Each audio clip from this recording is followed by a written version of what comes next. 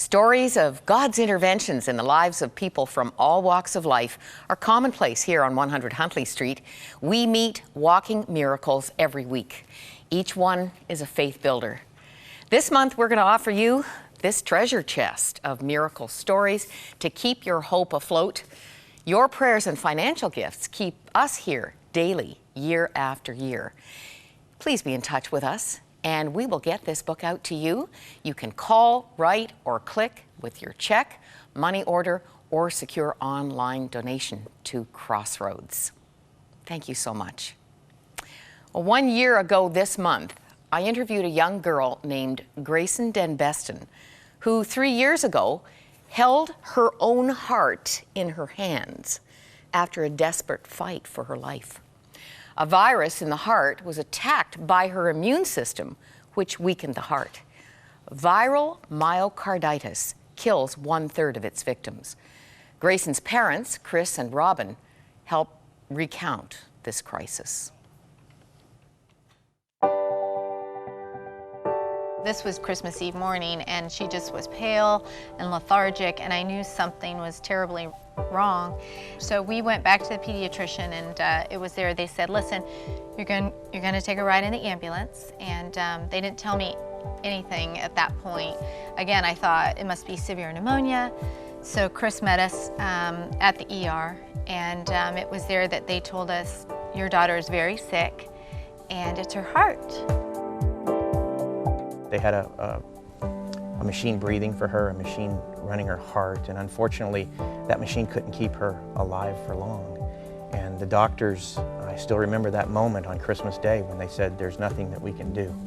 What we had to do is place our daughter in the hands of the one who created her and realize that if he was going to take her to heaven, that she was in his hands.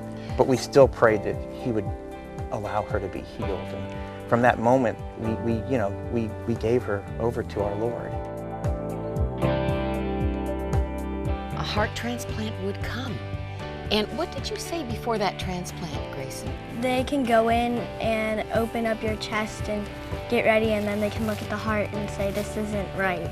So we knew that could happen, but before we went in for surgery, we prayed, and I said, dear Lord, thank you that you might have brought a heart for me, but if it doesn't work out the way I want it to, I'll still trust in you. That's the faith of a child that is talked about. Yes. That's the faith that it takes to move mountains. You know, when there's faith like that, that's when God can really work a miracle, because, you know, we can't move our mountains, but God can.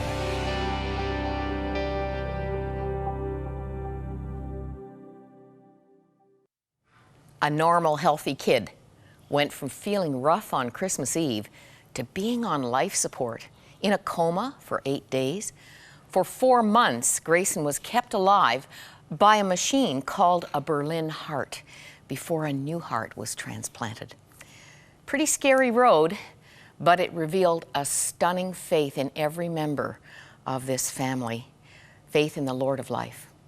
As Gracyn's father, Chris, said, miracles are for God's glory. The DenBestens want you to know God, who is sufficient, wherever you are, whatever you're facing. Their crisis survival guide is a free download at Gracyn.org. And we're welcoming your miracle story. Where has God shown up and done what only God can do in your life? You can write, email, or send your video to us. We're looking for those too. Who knows? We might use it on the air. Here's the information page. We're thrilled with stories great and small, all evidencing the goodness of God. And if you'd like to see the whole story of Gracyn, you can go to 100huntley.com. Just type in Gracyn or Gracyn DenBesten, and you can see that whole interview. It's quite a story.